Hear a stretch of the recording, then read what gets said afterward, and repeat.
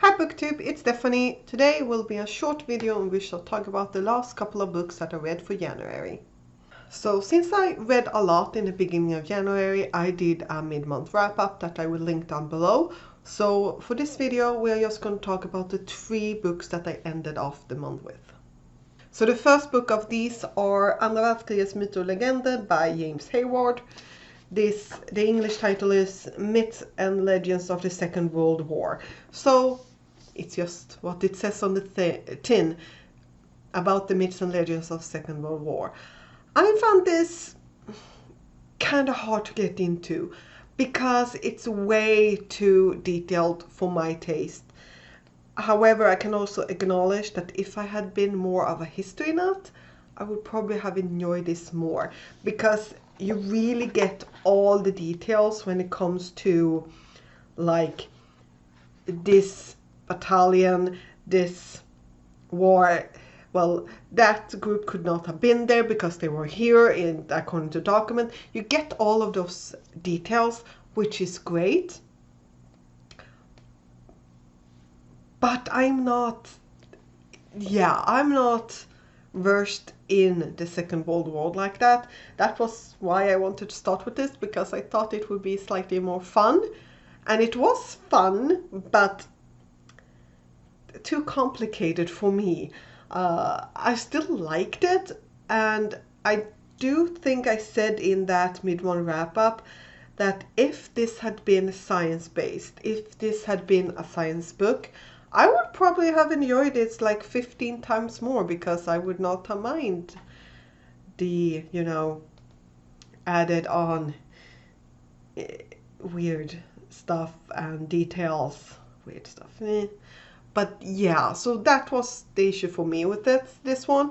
I also kind of was annoyed, but also liked the references to the book that he wrote before this, which was about the first wars, myths and legends.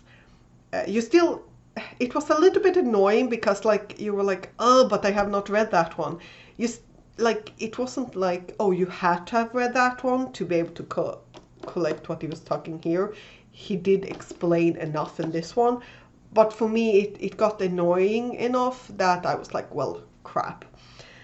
It was fine.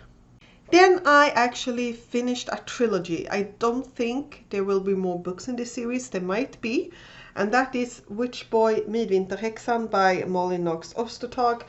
The English title is The Midwinter Witch, I think. And this is a graphic novel series in which we are following Aster, who is part of this medical community that's with different families. And it's generally known that women or girls become witches and men becomes shapeshifters. But Aster doesn't have any ability to shapeshift, but he can do magic. And I have enjoyed this series. I still think that, the first one is still my favorite, but I did really like this one. This had some good themes about friendship and also found family elements in it. So I had a lot of fun, and I would definitely recommend this series. In this one, there's some tension when it comes to feeling outside. Feeling to both of acceptance when it comes to Aster, but also feeling accepted into this new world from someone else's point of view. But I really like this one, and I'm really happy that I finished off that series. So the last book that I read in January and that put me in a freaking slump was Despair Man by Mary Robinette Kowal. This follows Tesla Crane, who is an inventor, and in this book we are following her and her new husband named Charles, who goes on a honeymoon cruise in between the moon and Mars. And on this trip, someone gets murdered and her husband is accused of it, and she wants to solve the case. I should have DNF'd this, but I didn't. In the beginning it was because it was kind of funny to just spew all the annoyances that I had on my bodybuilding partner. The other half, it was like, well, I think this person has done it. I could just look it up and get it over with and then DNF it anyway. But I want to like know organically. By the way, also correct. But I should have DNF'd. Period. Now this takes place about 50 years into the future. And yeah, it takes place 50 years into the future. Here's the thing. I would have loved to read about... Okay. This feels a bit hard to describe, but this book feels like a spin-off from a series of books that follows her husband. Because her husband is, in this book, a retired detective who did a show about cold cases that he tried to solve. I would have loved to have read from his point of view, because Tesla was freaking annoying. She was entitled, try to be like, oh, I know I'm entitled. No, you don't. You just go, this room is small. This is small. Why is this a thing? It was just so, she was so annoying. And here's the thing, I read books with unlikable characters and I'm usually like giggling because I'm like, well, people are like this. But this is supposed to be a likable character. She's not, she's just annoying. I liked her husband and I felt sorry for him. The dog is absolutely adorable, by the way, because she has PTSD and she has a service dog. The dog was a delight. However, according to reviews that I've read that know more about service dogs, they're like, holy shit, it was not a good portrayal of a service dog. Which technically Tesla acknowledges in the story. She's like, I should not do this. The trainer would be pissed at me, blah, blah, blah. And I'm like, yeah, but you keep on doing it. Okay. But there were several things that annoyed me, obviously. First one being, here's the thing. When it comes to books that talk about the pronouns, gender identities and how to present that to people, like there will be different takes. This take just felt nagging. Like you say your name and then immediately say your pronouns. That sounds great, but you expect me to remember that? Personally, I won't remember your name, so why would I remember your pronouns? But that's me, and that's something that will just keep on coming up in books. But I know someone mentioned, for instance, that you had some kind of like icon or some kind of like something like that, so that when you looked at someone you knew.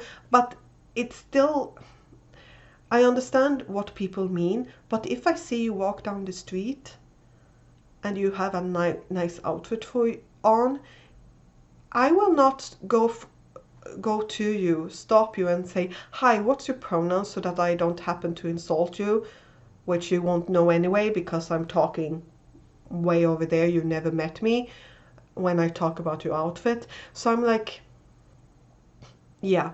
And also I feel personally that they, them are no longer neutral pronouns. They have now become a gender identity, which means that we need to come up with a true neutral pronoun that will not assign a gender identity to someone, because they, them has become one. But that's me, and that will keep on happening. I found the way with introducing yourself and then give a that felt a bit grating for me, just saying. But fine, that will come up in books that deals with the near future, and it will be explored. However, how to tell that a book is written by an American? Have every single person be assigned a race. Period. Every single person Tesla sees gets assigned a race, and it's just such an American thing. But It's written by an American, but everyone gets a raise. What else? Again, something that you're like, holy crap, I don't need to know that the 3 guards that walk by are all white, except for the person who's supposed to be their leader, who is probably Japanese, which, how do you know that? But there was also some times when it felt like, are you trying to like invent diversity? Because we get that description of lunar European, but we don't know what a lunar European is. And it's not like, again, if we had had a series before this where we knew what the difference between in complexion between a Japanese and lunar European, we might know. Because what you do is, oh, European. But as a European, that does not really help at all. Because in between Japanese and European, do you mean lighter or darker? Because I assure you, in Europe, they are both axes, naturally. So it's like, what do you mean? Same thing with length. I don't know what you mean with lunar length. It's like things like that were added in that we just felt like, oh, you're trying to make, like, it doesn't tell us anything. And also, oh, and apparently this, honestly, this felt like, at places this felt very dystopian, because you have, apparently 50 years in the future, the US tipping system is a thing on interstellar cruises. I was under the impression that they were trying to get rid of it, but sorry to tell you, it will not happen. And also, apparently, a random passenger can look up the entire crew online. Okay, sounds weird. I could buy, like, oh, who works at my section? I could buy that, but even then, that's slightly creepy and stalkerish.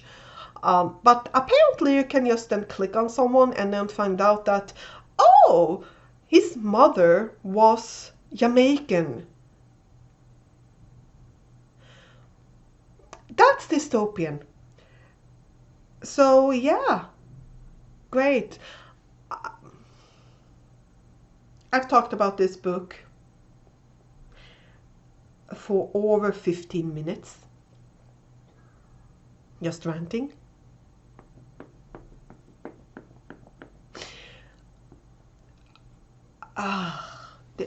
This disappointed me so much, and I really like the Calculating Stars, but now I'm scared to read The Fated Sky. And yeah, this, no.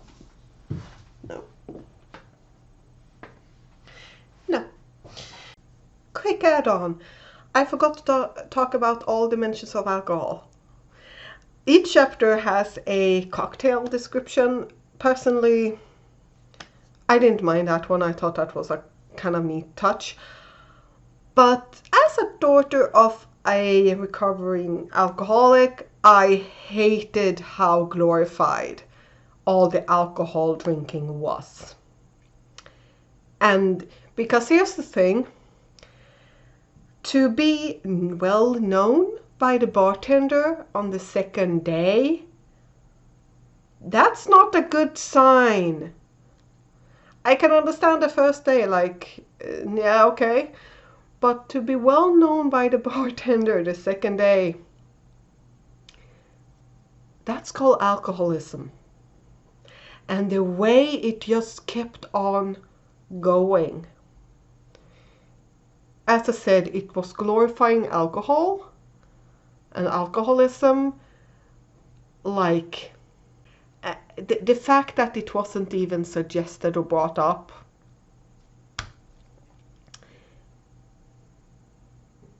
Well, it means that no one caught on to that fact that wanting that much alcohol in the few days that this story takes place was not a problem. yeah, that definitely also affected my feelings for this book. Then my friend reminded me that I forgot a book for my autumn wrap up. So I will start with the one that So I will start with the one that I did remember, which was Vice and Reign of Mammals. Author name don't remember. This is the follow-up to The Fall of Dinosaurs. I absolutely really enjoyed that one. And I really liked The Rise and Fall of Mammals. I think I liked The Rise and Fall of Dinosaurs a bit more, because dinosaurs fascinates me more. But there were so many mentions of teeth in the mammal one that I'm a dental hygienist. So for me, I was like, ooh, nice. And then I was like, okay, next day. Oh, you keep on talking about teeth in like every single chapter. And I understood them. So I had a lot of fun with it. And yeah, I would definitely recommend it. But yeah, I did like Rise and Fall of Dinosaurs a bit more. Then we had a body read, and I think this one was actually before The Rise and Fall of The Rise and Reign of Mammals, and that was Nettle and Bone by T. Kingfisher. This was a body read. I completely forgot about it. I picked it.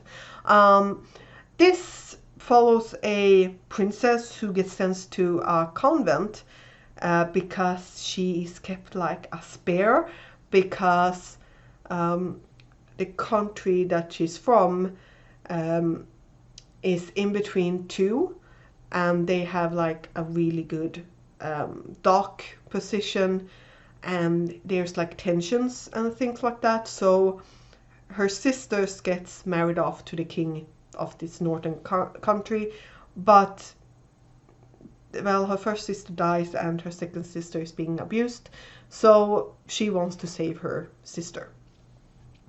And I really liked this one. It had a really nice, I liked the atmosphere, and it just felt, it didn't, it's hard to say, it was like a calmer story. It wasn't like, oh, we need to fight off, we need to have a war. It was calmer, and it actually felt a bit more realistic. And I really enjoyed the magic that was described in this one. So, let's see how much of the Spearman rant I need to remove, because I ranted a lot. But yeah, what was the best book that you read in January? My head don't want to say anything, because the Spearman basically destroyed everything. Actually, Garlic and the Vampire. Yes, Garlic and the Vampire. I really like that one. But yeah, I'll see you next time. Bye.